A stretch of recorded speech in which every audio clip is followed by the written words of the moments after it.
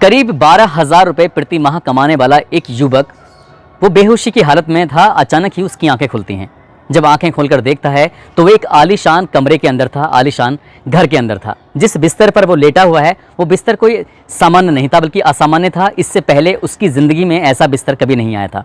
जब उस पर हाथ फेरता है वो मखमली गद्दा देखकर एकदम उसकी आंखें खुल जाती हैं और खुलने के बाद जैसे देखता है उस कमरे के अंदर ऐसी कौन सी वस्तु थी, ऐसी कौन सी चीज़ थी जो दिख नहीं रही थी, बेहद खूबसूरत। लेकिन इससे भी हैरान करने वाली बात ये थी, वहीं पास में ही एक सोफ़ा रखा हुआ है। सोफे पर 3 लड़कियां बैठी हुई हैं, साथ ही एक लड़की जो बिल्कुल फ्रिज के एकदम करीब है।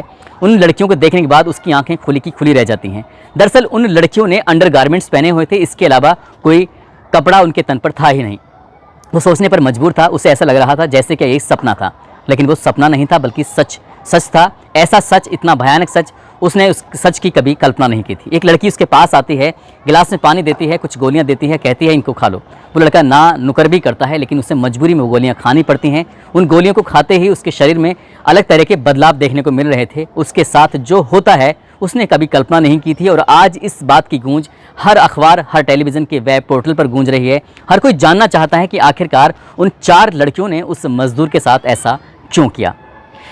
आदाब, नमस्कार, सत श्री अकाल। मैं उस्मान सैफी। आज की जो सच्ची घटना मैं आपको सुनाने जा रहा हूँ, ये सच्ची घटना है पंजाब प्रदेश का एक शहर है जालंधर और उसी शहर का एक इलाका लगता है कपूरथला रोड। दरअसल 21 नवंबर 2022 की शाम लगभग 7 बजे के आसपास, जब सड़कों पर पूरी तरह से अंधेरा था, स्ट्रीट लाइटें जली हुई हैं, एक मजदूर अपने फैक्ट्री से काम करके, चमड़ा फैक्ट्री से, और अपने घर की तरफ जा रहा था। तभी उसके बराबर में एक सफ़ेद रंग की कार आके रुकती है और जैसे ही कार आके रुकती है तो उस कार में से शीशा नीचे होते ही उस व्यक्ति की तरफ आवाज़ जाती है और कहती है, भाई साहब सुनो, आपसे बहुत ज़रूरी काम है। जैसे ही वो लड़का उस कार के पास पहुंचता है तो अंदर से एक पर्ची दिखाते हुए एक लड़की कहती है कि हमें इस पते पर जाना है, क्या तुम हमारी मदद कर सकते हो? हमें इस पते के बारे में कुछ जानकारी हो तो बता दो। वो कहता है कि मैडम, मैं तो एक चमड़ा फैक्ट्री में काम करता हूँ, मजदूर आदमी हूँ, ज़्यादा पढ़ा लिखा नहीं हूँ, ये एड्रेस कहाँ का है मुझे इसके बारे में कुछ जानकारी नहीं है, मैं 400 रुपये रोज़ कमाता हूँ, इससे ज़्यादा की मेरी औकात भी नहीं है। जब इस तरह की वो बातें कर रहा था, अपनी बात रख ही रहा था कि अचानक से उसके चेहरे पर कुछ ठंडी ठंडी वस्तु आकर गिरती है, जिसको इससे पहले कि उस चीज़ को वो समझ पाता, उस केमिकल के, उस चीज़ के बारे में समझ पाता, तब तक वो बेहोश हो चुका था। और बेहोश होने के बाद कुछ देर, यानी कि 7 बजे का ये वाक़या है, लगभग 2 घंटे के बाद, रात के 9 बज चुके थे, तब उसकी आंखें खुलती हैं। और आंखें खुलती हैं एक बड़े से आलीशान घर के कमरे के अंदर। उस कमरे में ऐसी सुख सुविधाओं की हर वस्तु थी, हर चीज़ थी। जिस दीवार पर, जिस छत पर, जिस जगह पर नज़र मार रहा था, उसने अपनी ज़िंदगी में उससे पहले कभी ऐसा घर, ऐसा कमरा देखा नहीं था। तभी एक लड़की उसके पास आती है, वो लड़की उसको कुछ गोलियां देती है, पानी देती है, और जब उसका विरोध करने की कोशिश कर रहा था तब उन लड़कियों ने कहा कि तुम्हारे साथ वो अंजाम किया जाएगा जिसकी तुमने कभी कल्पना नहीं की थी। हाथ और पैर पूरी तरह से उसके बंधे हुए थे, इसलिए वो ज़्यादा कुछ कोशिश कर भी नहीं सकता था। तब मजबूरी में आकर उस व्यक्ति ने, उस लड़के ने, वो शांत पड़ा रहा और उसने अपनी आंखों से देखा उन लड़कियों ने अपने एक एक कपड़ों को अपने तन से अलग करना शुरू कर दिया। जब उनके तन पर महज अंडरगारमेंट्स रहते हैं तब उन लड़कियों ने वहीं शराब रखी हुई है और शराब को पीना शुरू कर दिया। इससे भी हैरान करने वाली बात यह थी कि किसी भी लड़की की उम्र 20 साल से कम नहीं थी और 24 साल से ज़्यादा नहीं थी। वो लड़कियां आपस में कभी अंग्रेज़ी में बात करती थीं तो कभी पंजाबी में बात करती थीं।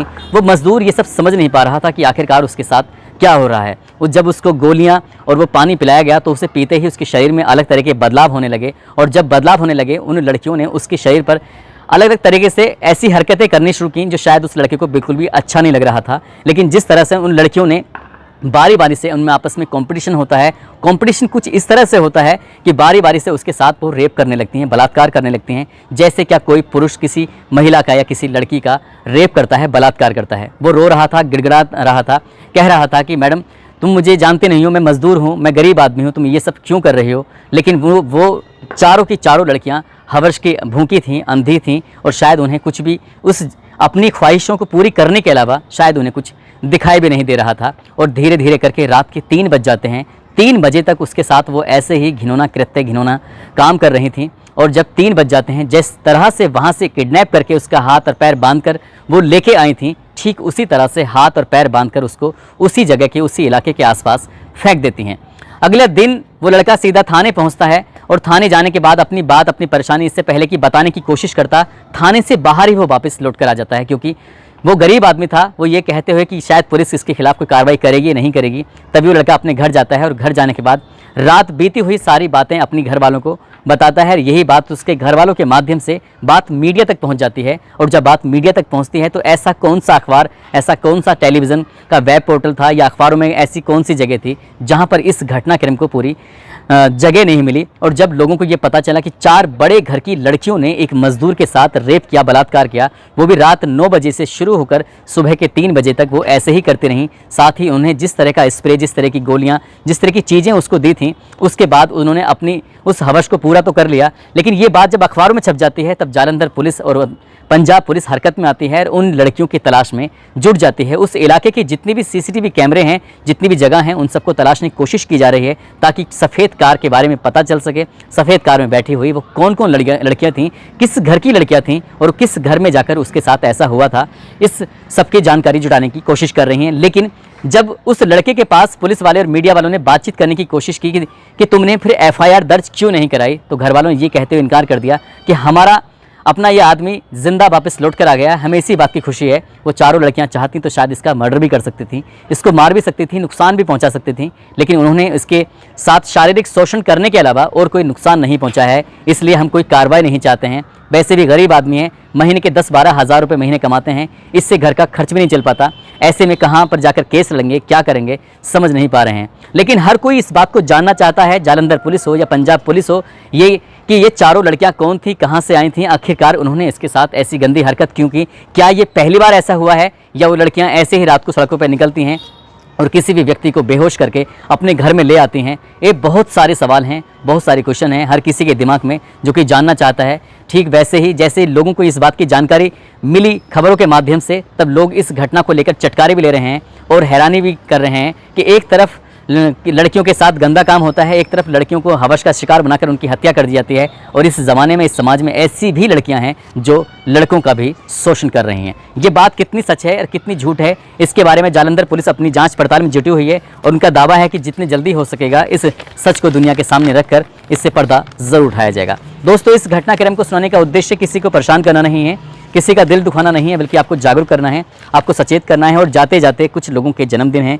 जिसमें प्रकाश लेगा हैं, शुभम राणा हैं, इनको जन्मदिन की बहुत सारी शुभकामनाएं, बहुत बहुत मुबारकबाद। साथ ही कुछ लोगों ने नाम लेने की अपील की थी, इसमें वाजिद खान रोहनपुर से हैं, वंदना निषाद आजमगढ़ से हैं, आजम सिद्दीकी रोहतक से हैं, नीलेश ठाकरे मुंबई से, प्रोमिला यादव बुलंदशहर से हैं, डब्बू मित्तल बिहार से हैं, पंकज पंडित उत्तराखंड से हैं, ललित शिरोही बुलंदशहर से हैं, शकील खान नोएडा से, प्रियांशु पांडे दीपांशु पांडे झारखंड से, राहुल राजपूत कानपुर से हैं, हसन खान, फरीदा खान, श्रेया खान, रिंकू कुमार, गुरमीत कौर, इन सभी ने नाम लेने की अपील की थी। आप सब लोग अपना ख्याल रखें, सुरक्षित रहें। जय हिंद, जय भारत।